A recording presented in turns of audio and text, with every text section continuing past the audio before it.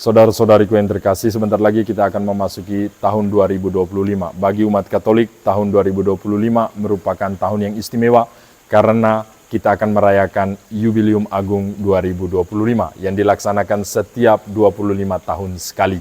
Dan pada kesempatan ini saya akan menjelaskan 3 bagian, yakni apa itu tahun Yobel dan kapan tahun Yobel itu dimulai, serta yang paling penting apa yang kita laksanakan sepanjang tahun Yobel.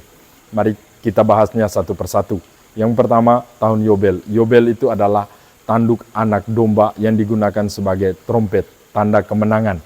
Dan dalam kitab Imamat, tahun Yobel atau hari Yobel, hari Jubileum ini diperingati sebagai hari pengampunan atas dosa-dosa. Dan juga dalam Injil Lukas bab 4 ayat 19 dijelaskan dengan tepat bahwa tahun Yobel merupakan tahun rahmat Tuhan. Oleh karena itu penting bagi kita bahwa di selama tahun Yobel kita sekalian dipanggil untuk membangun, memperbaiki relasi kita dengan Tuhan yang rusak akibat dosa-dosa yang kita lakukan. Kapan tahun Yobel itu dimulai? Tahun Yobel dimulai ketika Paus mengeluarkan suatu keputusan yang disebut dengan bula yang ditandai dengan timah hitam sebagai bentuk autentifikasinya. Dan bula yang mungkin kita tahu juga pada tahun 2000 ketika Jubileum Agung 2000, Paus Yohanes Paulus II mengeluarkan sebuah bula yang berjudul Incarnationis Mysterium.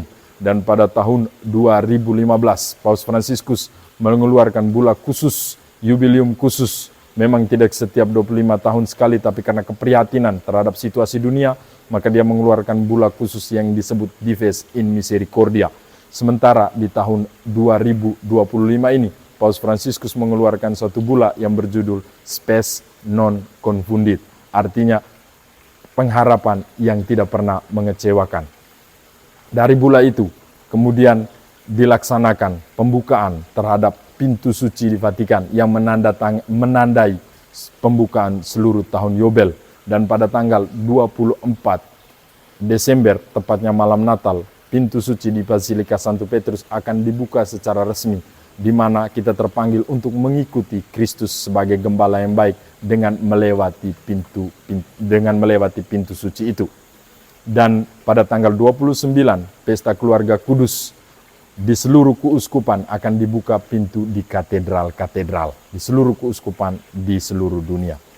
Dan yang ketiga, apa yang kita lakukan selama tahun Yobel? Selama tahun Yobel, yang pertama kita melakukan ziarah. Memang banyak orang yang punya keinginan untuk berziarah ke Roma, melewati pintu suci atau Porta Santa. Dan keinginan ini tentu tidak semua orang juga dapat melakukannya. Oleh karena itu kita bisa melakukan di keuskupan-keuskupan kita dengan menentukan tempat-tempat ziarah, tempat-tempat di mana kita pergi bersama untuk berdoa, menumbuhkan iman kita. Dan yang kedua, hal yang bisa kita lakukan yakni menerima sakramen rekonsiliasi, di mana kita menerima pengampunan atas dosa-dosa, memperbaiki hubungan kita dengan Tuhan. Sebagaimana yang dikatakan dalam Injil Lukas tadi, bahwa tahun rahmat Tuhan, tahun Yobel adalah kesempatan yang baik. Demikian pun Rasul Paulus dalam 2 Korintus menjelaskan kepada kita bahwa tahun Yobel adalah tahun waktu yang tepat untuk menerima pengampunan dosa. Dan yang ketiga, doa serta liturgi. Kita sekalian diajak untuk meningkatkan hidup doa. Ada doa khusus selama tahun Jubileum yang dikeluarkan oleh Konferensi Wali Gereja Indonesia.